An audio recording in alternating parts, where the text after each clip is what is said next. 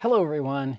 It is time once again for yet another Drone Advisory Committee, or also known as the DAC, meeting coming up this Wednesday, October 27th, and it starts at noon Eastern Time.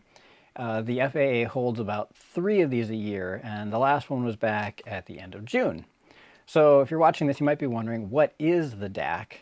Well, it is, according to the FAA's website, a broad-based, long-term federal advisory committee that provides the FAA with advice on key UAS integration issues by helping to identify challenges and prioritize improvements. So, in short, that basically means that the FAA has this group of sort of advisors. They come up with a task. They assign a task group. They grab a bunch of people from the DAC, assign them a task, call that a tasking group, and then that tasking group goes off for a couple months. They work on that topic that the FAA has given to them, and then they come back and give their report in one of these DAC meetings.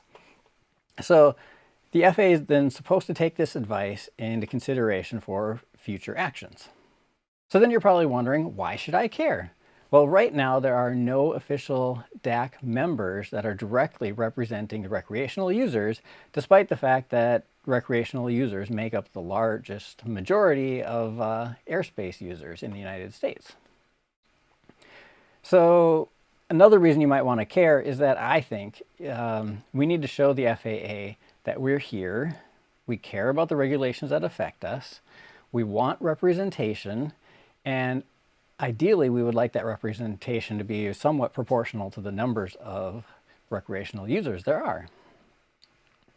I'd also say that it gives you, the viewer watching a DAC meeting, some insight into the regulatory process, how this all works, kind of who's pushing for what their opinions are, and just, it's a good way to sort of be engaged and get involved in the whole process. So then, how do you watch the meeting, right? It will be live streamed as usual on the FAA's YouTube channel and on their Facebook page, and I'll stick links to those down in the description, of course. So while you're watching the live stream, you can feel free to respectfully post your thoughts into the comments, the live stream comments, either on YouTube or on Facebook. And I don't think, usually there's nobody who's participating in those meetings that are actively in the chat. At least not FAA members. Occasionally some of the other non-FAA people who are in the meetings are monitoring the chat.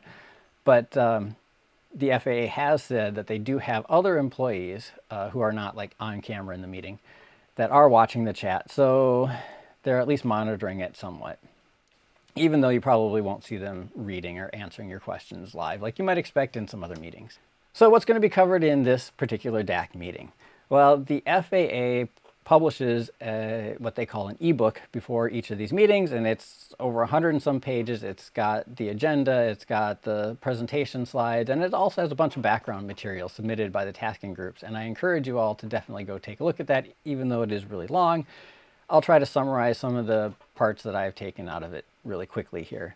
So first of all, it looks like the FAA is going to give their response to Tasking Group 9. So back at a previous DAC meeting, Tasking Group 9 presented their findings to the FAA. Now at this DAC meeting, the FAA is going to give their response to that.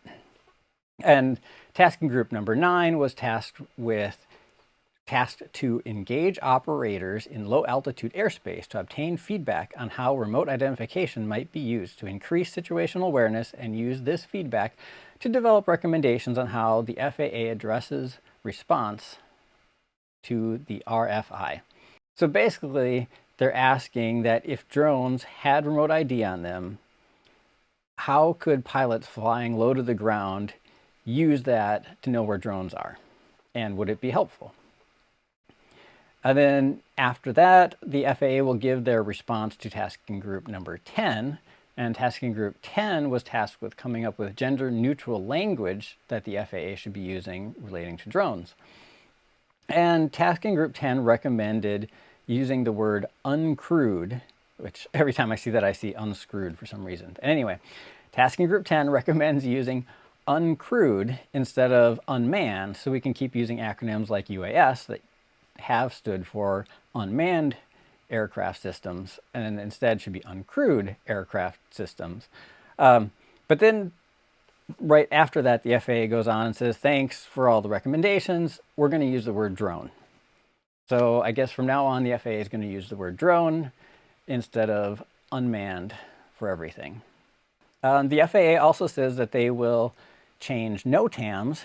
So instead of being an acronym for Notice to Airmen, it'll stand for Notice to Air Missions. Then they'll go on to talk about task group number 11, which is going to give a presentation. And tasking group 11 was asked to read and respond to the FAA's acceptable level of risk white paper. And this is honestly a really big one. And to really understand it, you have to go back to that ebook I mentioned earlier and read all of the backstory, read all of the information that the DAC has put together on this. And it includes, like each group that was working on this was asked to submit a full page on their stance on this. And that includes FPV Freedom Coalition's stance on this risk paper, or this white paper. And honestly, behind the scenes, the FPV Freedom Coalition, and Dave Messina in particular, did a ton of work on this tasking group. Even though he and the FPV Freedom Coalition are not directly members of the DAC, they are allowed to participate in the tasking groups. Then it'll go on to tasking group 12, which FPV Freedom Coalition also participated in. And they will give a presentation on the integration of UAS operations into the K through 12 curriculums. I think this isn't like a final presentation. This is like a midpoint presentation to give a status update on how they're doing. And then we get to the end of the meeting where they ask for new business and future agenda topics. Usually at the end of these meetings, they'll talk about the next tasking group. I didn't see one listed in the ebooks. I don't know if that means there won't be one this time, or they just haven't put it in the documentation. Anyway, for all the details, definitely check out that ebook. I'll leave a link to that down in the description as well. And be sure to tune into the live stream if you can and participate in the chat and let the FAA know that we're here and we care and we're watching and we want representation.